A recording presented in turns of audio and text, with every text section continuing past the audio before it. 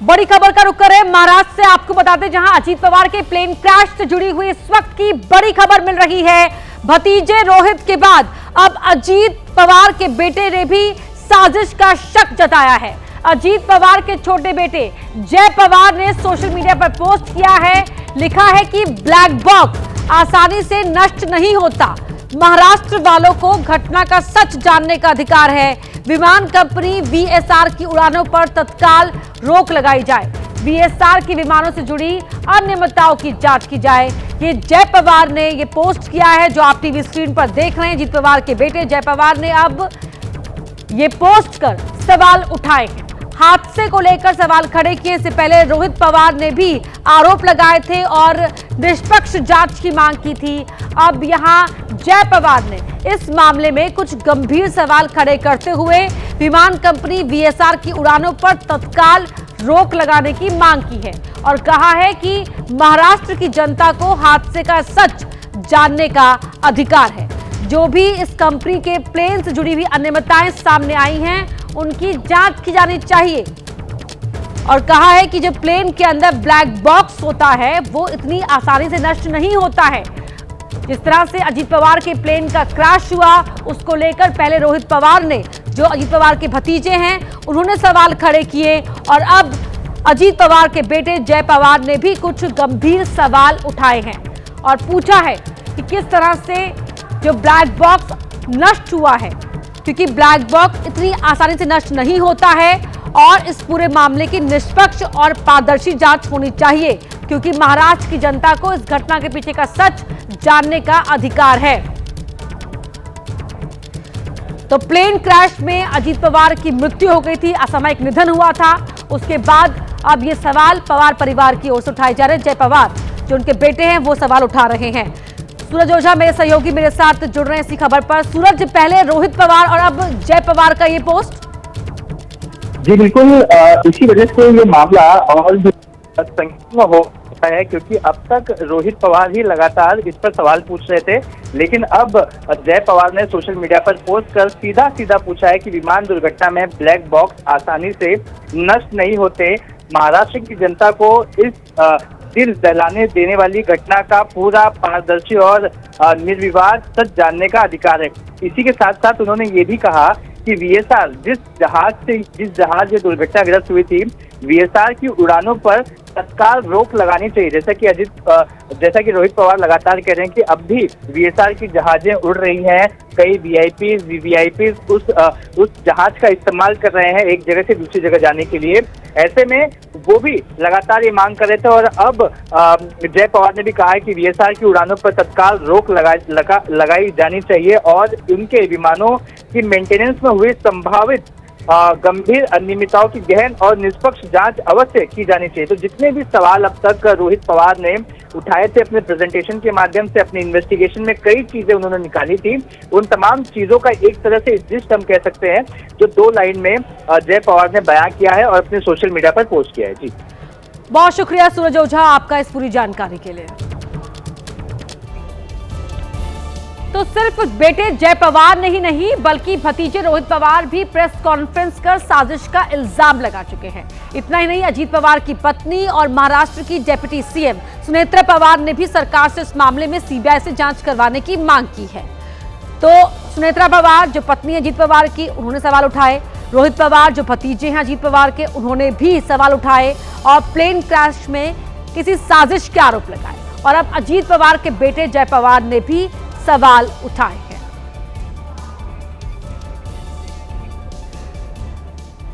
तो इससे पहले अजीत पवार के भतीजे रोहित पवार ने भी दुर्घटना को साजिश करार दिया था, कहा था कि राजनीति की वजह से ऐसा हुआ जो जांच का विषय है। घटना की गई है ऐसा तो डेफिनेटली शक है, कॉन्स्पिरेसी 100% है, ऐसे हम सबको वहाँ पे लगता है।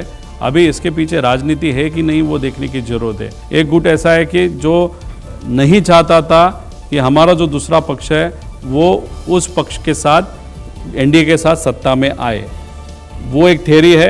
और पॉलिटिकल थ्योरी की बात करें तो दूसरी पॉलिटिकल थ्योरी है कि शायद दादा ये भी चाहते होंगे कि एनडीए में न रहे, बाहर आए, लोगों के साथ रास्ते पे लड़ेंगे हमारे साथ, तो ये जो चीज़ जिसको अच्छी नहीं लगती थी वो दूसरा गट है। अगर पॉलिटिकल थ्योरी इसमें लानी है तो इस दोनों गट में से कोई तो हो सकता है। ऐसे पॉलिटिकल थ्योरी को अगर हम कंसिडर करें तो ऐसे हम सबको लगता है। तो सिर्फ बेटे जय पवार नहीं, भतीजे रोहित पवार ने भी ब्लैक बॉक्स को लेकर गंभीर सवाल खड़े किए हैं। रोहित पवार ने कहा कि जो ब्लैक बॉक्स के करीब 1100 डिग्री सेल्सियस तक के तापमान को करीब 1 घंटा तक सहन कर सकता है, वो कैसे जल गया। रोहित पवार ने आरोप लगाया कि विमान कंपनी वीएसआर को बचाने के लिए ये सब किया जा रहा है, इससे शंकाएं बढ़ गई हैं। ब्लैक बॉक्स के बारे में देखो, 1100 इज एवरेज, लेकिन अगर आउटर पार्ट देखो वो 1600 डिग्री सेल्सियस का अगर टेम्परेचर हो और 1100 ओवरऑल एवरेज की बात करें, वो भी 1 घंटा कंटिन्यूअस आग में डाल दिया 1100, तो प्रॉब्लम आ सकता है। इसलिए बाहर का जो आउटर लेयर है टाइटेनियम का है, 1600 डिग्री सेल्सियस तक टेम्परेचर वो ले सकता है। उसके अंदर एक है, उसके अंदर मुझे प्लेन जिस मटेरियल का बना होता है वो मटेरियल सबसे अंदर होता है, उसके अंदर वो टेक्निकल जो डेटा होता है वो होता है। इसके कारण ये जो बता रहे हैं वो बहुत गलत चीज़ है। और आपको मैंने बताया कि जो रजिस्टर किया जाता है प्लेन, जो यूएस से आया था उसमें 30 मिनट का रिकॉर्डिंग वहाँ पे था, और जो डीजीसीए नॉर्म्स है वो 2 घंटा बोलते हैं, तो वहाँ पे भी इनकी गलती है। तो वीएसआर को बचाने के लिए ये सब कुछ किया जा रहा है कि इन्वेस्टिगेशन अलग लेवल तक नहीं जानी चाहिए, एक्चुअल पॉइंट तक नहीं जानी चाहिए। इसलिए कहाँ पे तो डीरेल ये इन्वेस्टिगेशन को करने की कोशिश कर रहे हैं कि ऐसे हम सब, और ये बात हमने बोली थी कि ब्लैक बॉक्स का कारण लाएंगे, और जो हमने बोला उसमें से 6-7 चीज़ें वहाँ पे हुई है, इसलिए डाउट और ज़्यादा बढ़ते जा रहा है। अजीत पवार के भतीजे रोहित पवार ने यह भी आरोप लगाया कि विमान के पिछले हिस्से में अवैध रूप से ईंधन के अतिरिक्त डिब्बे रखे गए। उन्होंने ये भी कहा कि जब बीच रास्ते में ईंधन भरना संभव था तो शुरू में ही टंकी क्यों फुल रखी गई। ब्लैक बॉक्स के थोड़े से आगे जहाँ पे दादा बैठे थे नहीं, तो वहाँ पे टॉयलेट होता है, उस टॉयलेट के पीछे एक बड़ा जगह रहता है जहाँ पे बैग रखी जाती है, वहाँ पे 2 कैन पेट्रोल के वहाँ पे रखे थे, ऐसा हम सबको कहते हैं, जो इल्लीगल है। और वो पेट्रोल के कैन जो इल्लीगली रखे होंगे तो उन्होंने बॉम्ब की तरह एक्ट किया, और वो पहले ब्लास्ट हुए और उसके बाद फिर वो विंग में जो पेट्रोल था वो वहाँ पे ब्लास्ट हुआ। इसलिए इस सब विषय में हमको शंका लगती है, और जिस तरीके से इन्वेस्टिगेशन हो रहा है उस पर भी हम शंका तो ले ही रहे हैं। और अब तस्वीरें आपको दिखाते हैं जहां मां कामाख्या के मंदिर पहुंची हैं प्रियंका गांधी, मां के दर्शन करने के लिए, पूजा अर्चना करने के लिए। तस्वीरें आप देख रहे हैं सीधे वहां की, असम के मां कामाख्या मंदिर जहां पहुंची हैं प्रियंका गांधी। असम में विधानसभा चुनाव होने हैं, ऐसे में बीजेपी और कांग्रेस के तमाम दिग्गज जो है एड़ी चोटी का जोर लगा रहे हैं, और इसी दौरान प्रियंका गांधी की मां कामाख्या के मंदिर में ये पूजा अर्चना, जहां असम के दौरे पर हैं वो कांग्रेस के नेताओं से मिलकर संवाद, रणनीति का कार्यक्रम तो हो ही रहा है, लेकिन यहाँ मां कामाख्या के मंदिर में आशीर्वाद लेने के लिए पहुंची हुई हैं प्रियंका गांधी।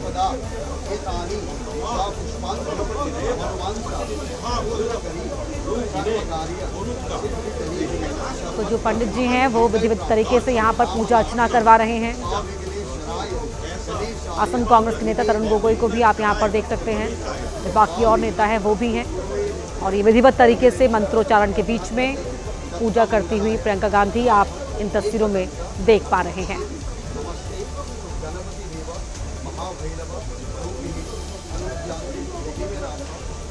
तो इससे पहले जिस तरीके से हिमंता बिस्वा शर्मा लगातार कांग्रेस पर हमलावर हैं, धुआंधार अंदाज से चुनाव प्रचार कर रहे हैं, और कांग्रेस और खास तौर पर गांधी परिवार पर हमलावर है, तो ऐसे में किस तरह से उन हमलों का, उन वार का पलटवार करती हैं प्रियंका गांधी, इस पर भी सभी की निगाहें हैं।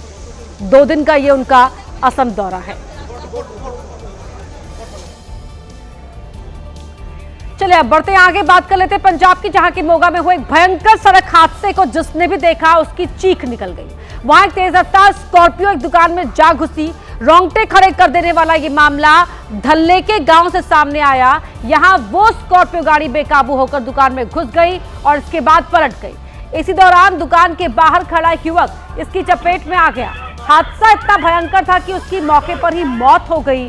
हादसे का जो वीडियो सामने आया उसमें वो गाड़ी बेकाबू होकर दुकान में घुसती हुई नजर आई। इस गाड़ी में 5 लोग सवार थे, जिसमें से 4 लोग वहां से फरार हो गए, जबकि एक युवक को लोगों ने पकड़ लिया और पुलिस को सौंप दिया। आरोप है कि गाड़ी में सवार सभी लोग नशे में थे। ये 3 तस्वीरें, जिस हादसे में युवक की मौत हो गई। स्कॉर्पियो गाड़ी थी वो दुकान में घुस आई। स्कॉर्पियो की रफ्तार बहुत ज्यादा थी, वो आप इन तस्वीरों में भी देख सकते हैं। मोगा में ये भयावह सड़क हादसा हुआ है।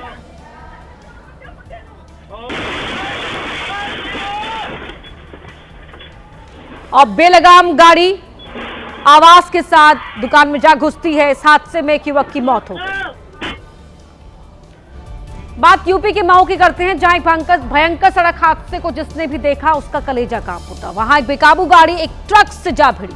हैरान कर देने वाला यह हादसा सरायल खंसी थाना क्षेत्र के बहादुरगंज रोड पर हुआ। इस हादसे का एक सीसीटीवी फुटेज भी सामने आया, जिसमें टमाटर से लदी एक बेकाबू पिकअप सामने से आ रहे ट्रक से टकरा गई। इस हादसे में पिकअप के परखच्चे उड़ गए। पिकअप पर लदे टमाटर सड़क पर ताश के पत्तों की तरह बिखर। हादसे में पिकअप ड्राइवर और उसका साथी गंभीर रूप से घायल हो गया, जिसके बाद उन्हें जल्दी से अस्पताल ले जाया गया, जहां उनकी हालत गंभीर बताई गई है।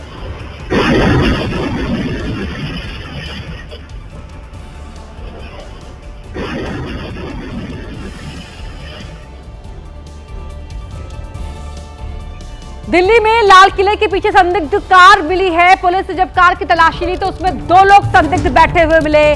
काले रंग की सेंट्रो कार में जो संदिग्ध मिले उनसे पूछताछ में चौंकाने वाला खुलासा हुआ है।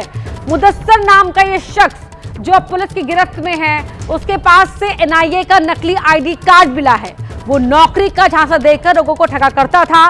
मुदस्सर जम्मू कश्मीर के पुलवामा का रहने वाला है, जबकि दूसरा एक नाबालिग लड़का उसके साथ मिला।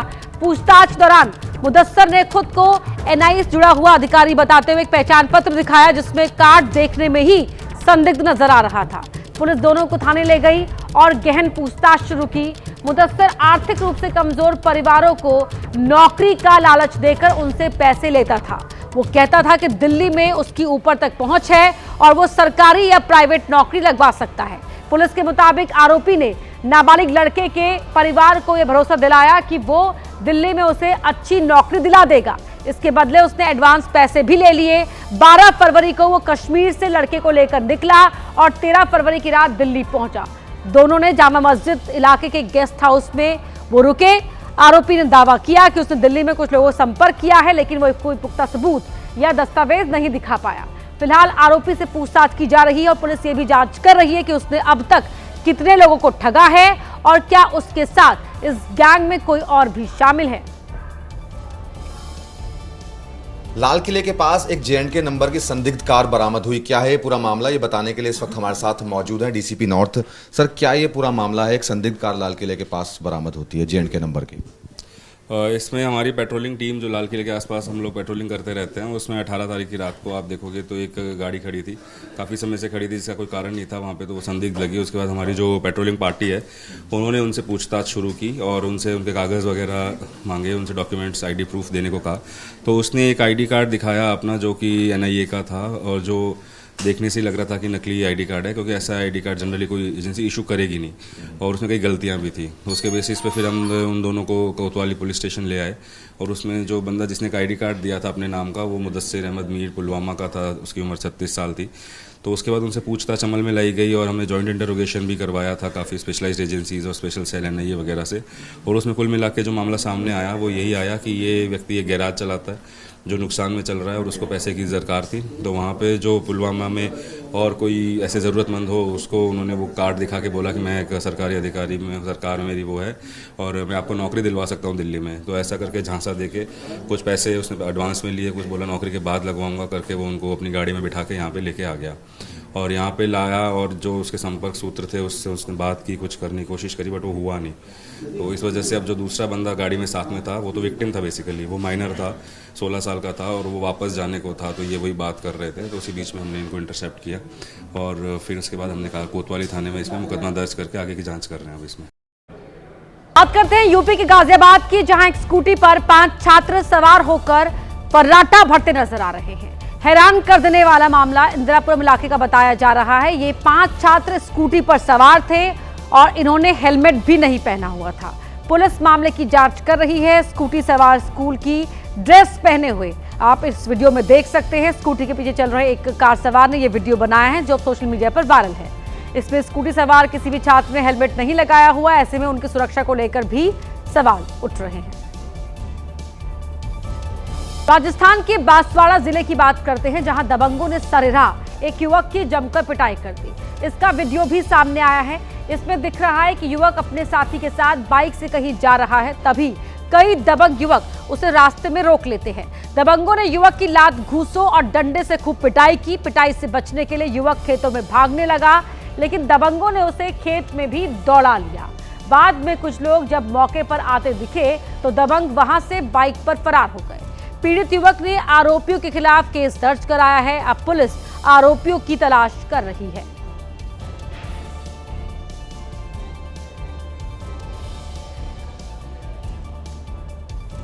यूपी के फिरोजाबाद की बात करते हैं, जहां उस वक्त अफरा तफरी मच गई जब वहां एक महिला ने एक युवक की चप्पल से पिटाई कर दी। पूरा मामला उत्तर थाना क्षेत्र में स्थित एक प्राइवेट ट्रॉमा सेंटर के बाहर का बताया जा रहा है, जहां वो महिला चप्पल से उस युवक की पिटाई करती हुई दिखी। इसके बाद वहां भीड़ लग गई। कुछ लोगों ने उस महिला को रोकने की कोशिश भी की, लेकिन वो महिला नहीं रुकी और एक के बाद एक कई चप्पल उस युवक को उसने लगा। हालांकि अभी तक पिटाई क्यों की गई ये वजह सामने नहीं आ पाई है, लेकिन जो वीडियो सोशल मीडिया पर वायरल है वो आप टीवी स्क्रीन पर देख रहे हैं।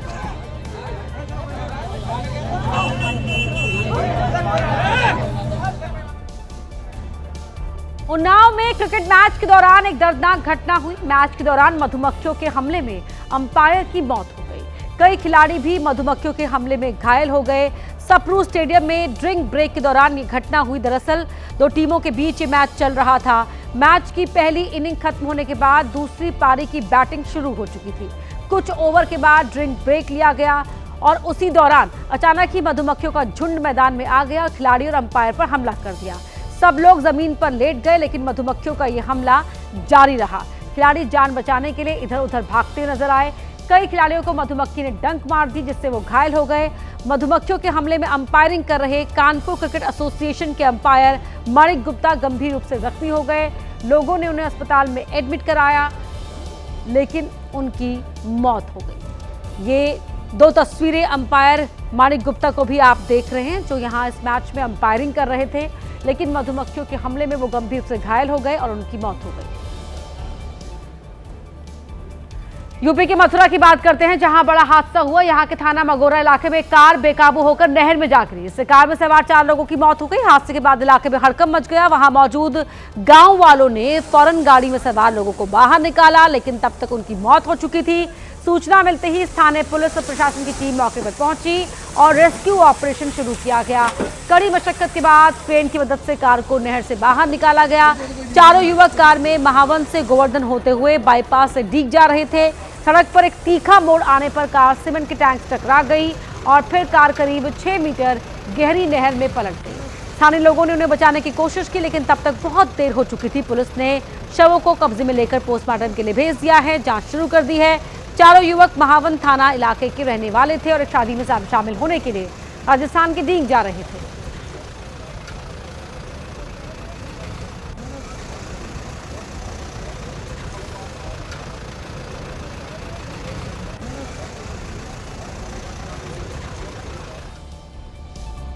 यूपी के औरैया जिले की बात करते हैं, जहां एक कार नहर में गिर गई। हादसे में 3 लोगों की मौत हो गई। कार सवार इटावा जा रहे थे, तभी बेकाबू कार सीधे गंग नहर में जा गिरी। सुबह के समय गांव वालों ने नहर में कार को गिरा हुआ देखा। फौरन इसकी सूचना स्थानीय पुलिस को दी। सूचना पाते ही मौके पर प्रभारी अपनी टीम के साथ पहुंचे और कड़ी मशक्कत के बाद कार को नहर से बाहर निकलवाया। कार के अंदर से 3 लोगों के शव मिले हैं। इसमें से एक शव एक महिला का बताया जा रहा है।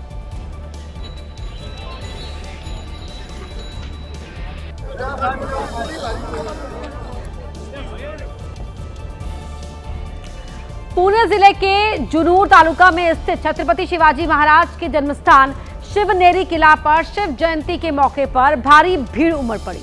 राज्य के अलग अलग हिस्सों से शिव ज्योत लेकर आए युवा, विभिन्न संगठनों के कार्यकर्ता और दर्शन के लिए पहुंचे श्रद्धालुओं की वजह से किला परिसर रात से ही खचाखच भरा हुआ था। लेकिन बढ़ती भीड़ को संभालने के लिए पर्याप्त पुलिस बंदोबस्त नहीं था, जिसकी वजह से कुछ समय के लिए हालात तनावपूर्ण हो गए।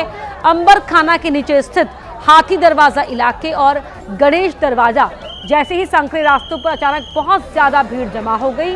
रास्ते पहले से ही संकरे थे और एक साथ बड़ी संख्या में लोग आगे बढ़ने लगे, जिससे भगदड़ जैसे हालात बन गए।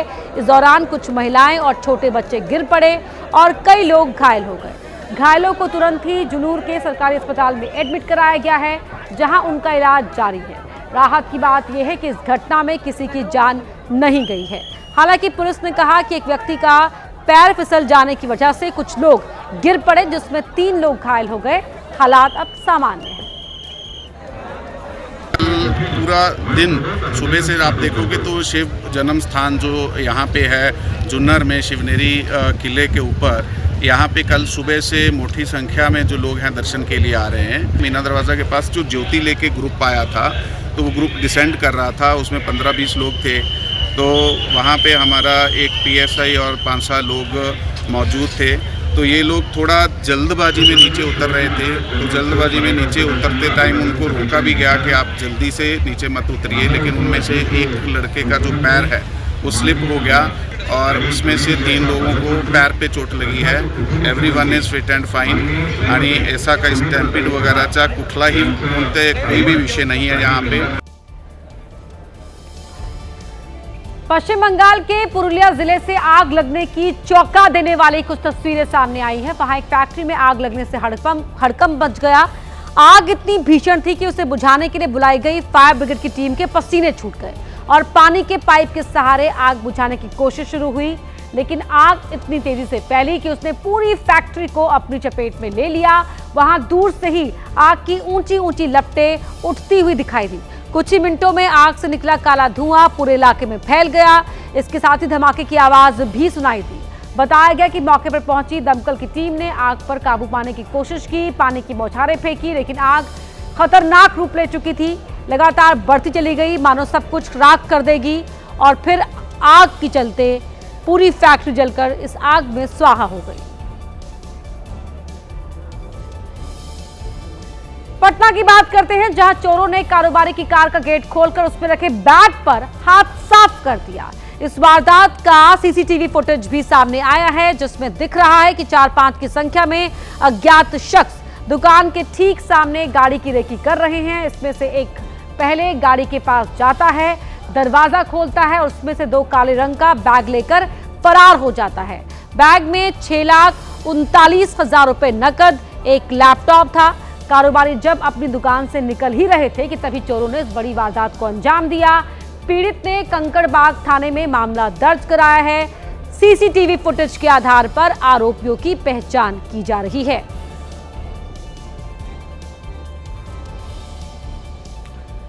यूपी के झांसी में महज 30 रुपए को लेकर दुकानदार और ग्राहक में हो रहे विवाद में बीच बचाव करना एक शख्स को महंगा पड़ गया। विवाद के दौरान किसी ने उसे चाकू घोंप दिया, जिससे इलाज के दौरान उसकी मौत हो गई। परिवार वालों के हंगामे को देखते हुए कई थानों की फोर्स को मौके पर तैनात कर दिया गया। वारदात का एक वीडियो भी सामने आया है, जिसमें कुछ लोग मारपीट करते दिख रहे हैं। दरअसल देर शाम बरुआ सागर के इंदिवर नगर में एक युवक छोटे सिलेंडर में 70 रुपए की गैस भराने पहुंचा था। दुकानदार ने गलती से 100 रुपए की गैस भर दी। ग्राहक ने 30 रुपए ज्यादा देने से इनकार कर दिया। इसी बात पर दुकानदार भड़क गया। ग्राहक ने इसी बीच कई लोग बुला लिए और डंडों से मारपीट शुरू कर दी। ये देख नजदीक खड़े विनोद साहू नाम के युवक ने विवाद को खत्म कराने के लिए बीच बचाव शुरू किया और इसी दौरान भीड़ में से किसी ने उसके पेट में चाकू घोंप दिया और इस हमले में उसकी मौत हो गई।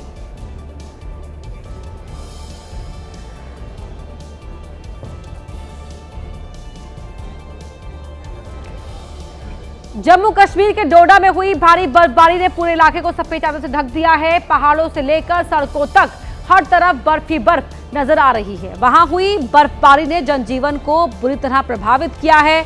वहां पेड़ों की टहनियों पर मोटी बर्फ जम गई। जहां एक तरफ पर्यटक इस खूबसूरत नजारे का आनंद ले रहे हैं, तो वहीं स्थानीय लोगों के लिए यह बर्फबारी बड़ी चुनौती बन गई है। सड़कों पर बर्फ की मोटी परत है, लगातार गिरता तापमान हालात को और मुश्किल कर रहा है। खाने पीने के सामान और जरूरी चीजों की आपूर्ति प्रभावित हो रही है, क्योंकि कई इलाके एक दूसरे से कट गए हैं। मौसम विभाग के अनुसार आने वाले दिनों में और भी बर्फबारी हो सकती है, जिससे मुश्किलें फिलहाल बढ़ी हुई नजर आ रही है।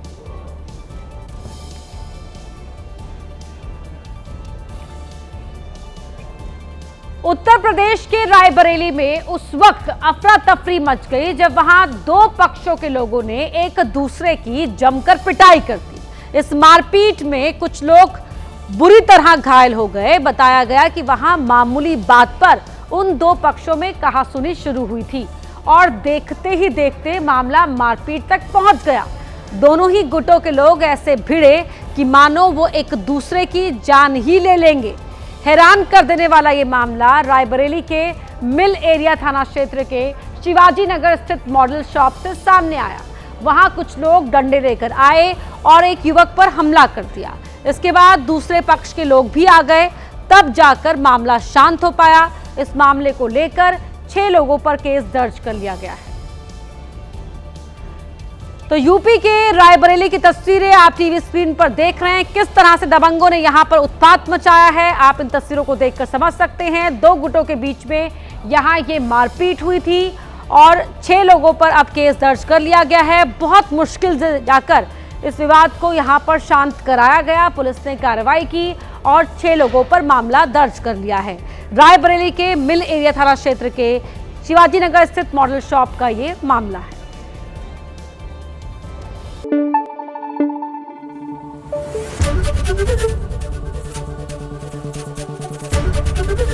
एबीपी न्यूज आपको रखे आगे।